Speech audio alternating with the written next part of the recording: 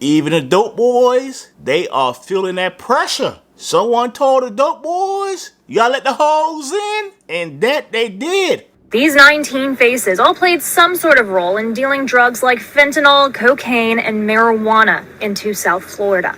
One hoe they let in. Let's watch the news clip, and we'll come back and chop it up. Espirito is live right now. She's in Boynton Beach for us. That's where police held a news conference today. Julina, what did they say?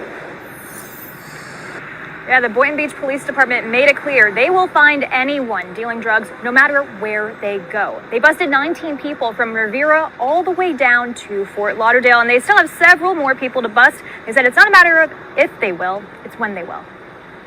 These 19 faces all played some sort of role in dealing drugs like fentanyl, cocaine, and marijuana into South Florida. We can tell you that the execution was seamless. No one got hurt. Everybody was taken into custody. The officers were safe, and those in the houses were safe as well. Boynton Beach Police Department said the takedown all started with an anonymous letter about a drug complaint over a year ago. It's not common for us to get letters in the mail, but we don't care where the tips come from. Local 10 was there Wednesday during the Broward County raid. Here's video of that home on Northwest 16th Court. It was flooded with police around 4 in the morning.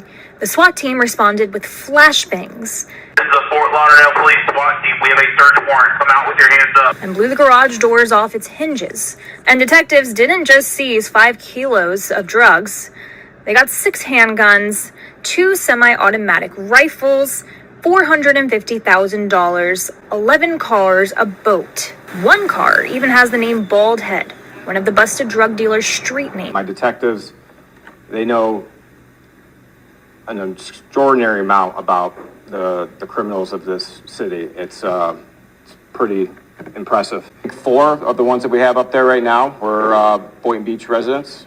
The rest were spread out through Lake Worth, Riviera, West Palm, Fort Lauderdale, Boca.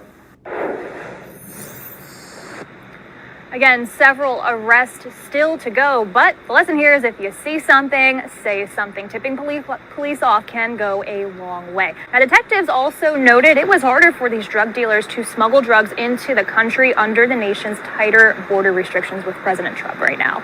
I'm reporting live from Boynton Beach Police Department. Jolina Espirito, Local 10 News. I was born at night, but not last night. That chick is 18-1. That chick better not tell your boy she a virgin. How the hell did she get involved with these mostly black cats? You know they tapping that and she'll have no ass. They gonna say you need a BBL or you got to go. You gotta get out of our drug organization. 18-1. How the hell? Who invited her in? Who gave her a pass? Who the hell snitch in the mail? Dude said it's not common to get tips in the mail. Absolutely not. You wrote that. It's not common for police to tell the damn truth.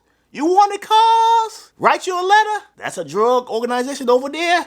Now you got cause to fuck they shit up and mess up their place. Cause granted because of some tip we wrote. It's not common for us to get letters in the mail, but we don't care where the tips come from. I know how the bitch got in. All the signs point that Buddy is higher than a motherfucker on that damn fentanyl. That's how the bitch got into an organization that's 18-1. My detectives, they know an extraordinary amount about the criminals of this city. It's pretty impressive. Amber, with a BBL, how the hell did you let your 18 homies purchase stuff from the Goodwill? 11 cars, a boat.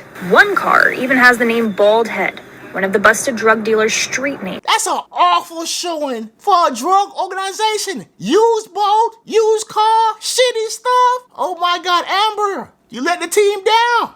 deflate that BBL. Now, detectives also noted it was harder for these drug dealers to smuggle drugs into the country under the nation's tighter border restrictions with President Trump right now. Maduro, I want out now, or I'm snitching in the mail that you're hiding in Venezuela. That Trump cat, he is crazy. He acting like he on that fentanyl too. Let me out, or I'm snitching. This shit ain't no longer fun. You say big titty hoes. You say if you join the gang, you'll have fun and you'll have big titty hoes. I don't see no big titty hoes no more in the news, man. I'm seeing motherfuckers get bombed out, stomped out from the air. Let me out, player. Unclassified drone video shared from the president last night appears to show a speedboat going up in flames. Be conducting a strike on a ship carrying illegal drugs through the Caribbean. It's part of what the Trump administration is calling a crackdown on drug trafficking from Venezuela. And as Fox's Lucas Tomlinson reports, Defense Secretary Pete Hegseth warns it may not be the last time such action is taken by the U.S. Days after warships deployed to the Caribbean, American forces struck a vessel carrying what President Trump describes as a drug shipment from Venezuela. We just, over the last few minutes, literally shot out a boat, a drug-carrying boat. Unclassified drone video shared from the president last night appears to show a speedboat going up in flames. Though Venezuela's communications minister claims on social media the footage was created with artificial intelligence. The Pentagon says the strike killed 11 members of the Tren de Aragua gang. No U.S. forces were harmed. Defense Secretary Pete Hegseth denied the video is fake. This is a deadly serious mission for us, and it won't stop. With just this strike. Earlier this year, the Trump administration designated Tren de Aragua and several other drug cartels as foreign terrorist organizations. But Venezuelan President Nicolas Maduro says the buildup of U.S. warships in the region is actually aimed at regime change. Venezuela is facing the greatest threat that the continent has seen in the last 100 years. This comes as Secretary of State Marco Rubio continues his three-day trip to Mexico and Ecuador to discuss efforts to stop drug cartels and illegal immigration. The president is going to be on offense against drug cartels and drug trafficking in the United States. It destabilizes not just the country, but the entire Caribbean basin. Secretary Rubio says the drugs on board that boat were likely headed to Trinidad or another country in the Caribbean before ultimately coming to the United States. In Washington, Lucas Tomlinson, KTVU, Fox 2 News. Well, on Tuesday, the president says the U.S. carried out a strike in the Caribbean against an alleged drug-carrying boat from Venezuela. The president is using this as a warning to others trying to smuggle drugs into our country.